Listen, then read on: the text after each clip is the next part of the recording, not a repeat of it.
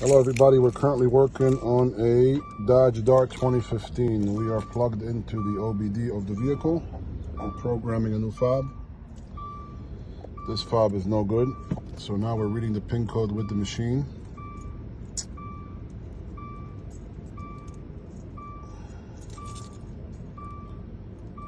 And there we go, 4105 is our pin code.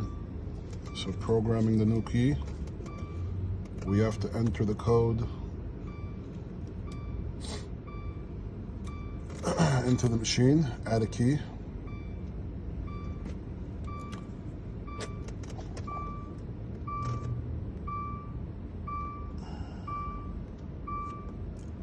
We're going to put the pin code in here.